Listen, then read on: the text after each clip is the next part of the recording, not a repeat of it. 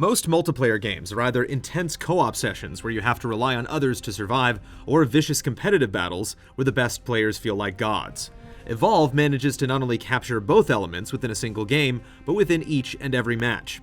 There's a meticulousness, balance, and thrill with Evolve that makes it hard to pull away from. Alright, let's do this! Regardless of the chosen mode, the game is always about 4 hunters versus 1 monster. Each hunter is a different class, and all of the classes feel absolutely vital. The trapper is responsible for tracking and pinning the beast down, the medic primarily heals, the support shields others and offers additional damage, and the assault can shred through the monster's health. If one player isn't performing well, the entire thing falls apart. Above all else, Evolve demands coordination.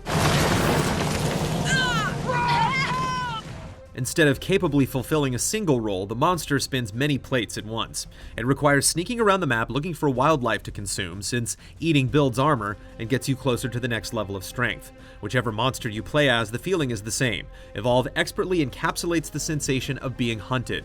Scrambling to find food as hunters constantly trail behind you is anxiety-inducing. So stressful, in fact, that even escaping a skirmish alive is a momentous victory. Surviving until level 3, the maximum level, is liberating since you finally have the upper hand. The switch from prey to predator is one of the most utterly satisfying things the game has to offer. Although the dynamic between the hunters and the monster is fascinating on its own, small nuances are what really make Evolve so great.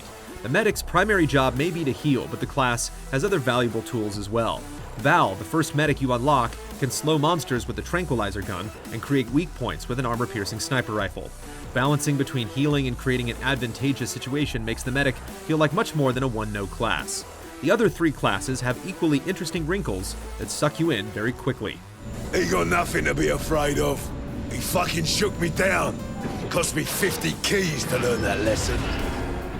Even better, each class has 3 completely different characters to choose from. Only one is available at the start, and the others are unlocked by proficiently using skills from previous characters. For instance, to unlock Hyde, the second assault class, you have to do a certain amount of damage with each of Markov's weapons.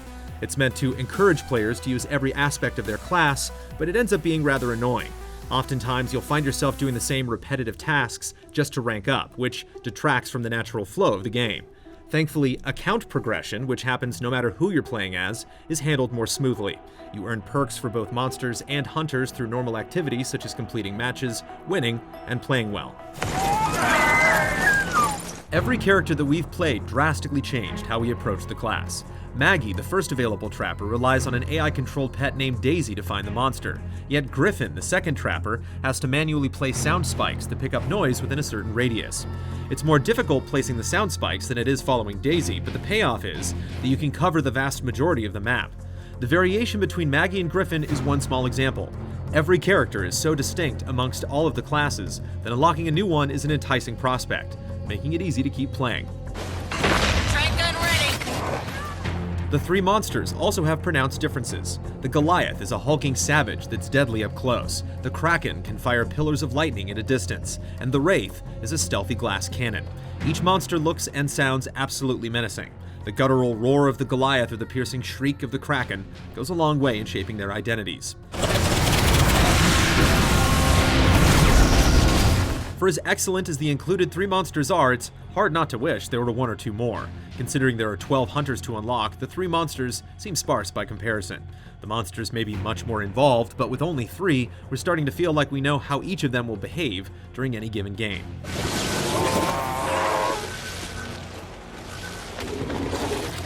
Outside of regular hunts, Evolve has 3 other modes.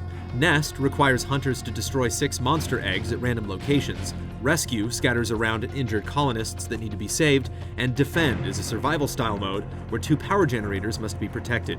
Certain characters are better for specific modes, such as how Hyde's flamethrower is great at destroying eggs in Nest.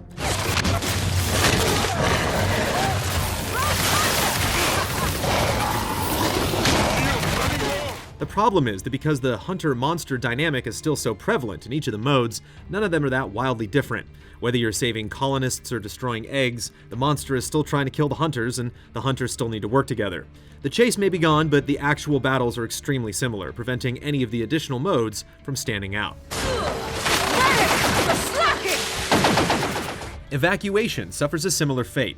Consisting of a set of matches, each having a different map and mode, Evacuation adds variables depending on whether you win or lose. If the monster destroys a power plant during one match, then toxic gas is released during a subsequent match that damages the hunters. These variables are certainly not insignificant, but they also don't add enough to remain engaging for long. There are slight twists on otherwise standard game types. At least Sheer, the world where Evolve is set, feels alive and dangerous. The various flora and fauna amount to much more than just background decorations. Many creatures and carnivorous plants can catch lone hunters or even monsters off guard and kill them surprisingly quickly. As a result, maps are treacherous obstacles in their own right that make every game that much more exciting. Also adding flavor are the interactions between characters, the most memorable of which happen when you're dropping into a map. Hearing Maggie and Val complain about Hank's poor cooking, or Hyde lamenting the fact that he lost a card game to a robot, makes those characters more human. While the dialogue isn't truly exceptional, it's humorous and well written enough to become endearing. Unfortunately, some of the quips made during actual matches repeat so often that it is grating. Oh yeah, nothing like a cookout to wash away the taste of a standard synth paste ration. Any requests? Evolve may not be as fleshed out as other multiplayer shooters, but it's still one of those rare games that chases after something different and actually succeeds.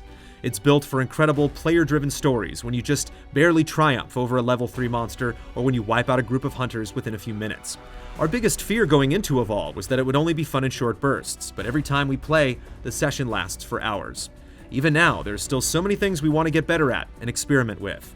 Needless to say, we're going to be hunting on Sheer for the foreseeable future.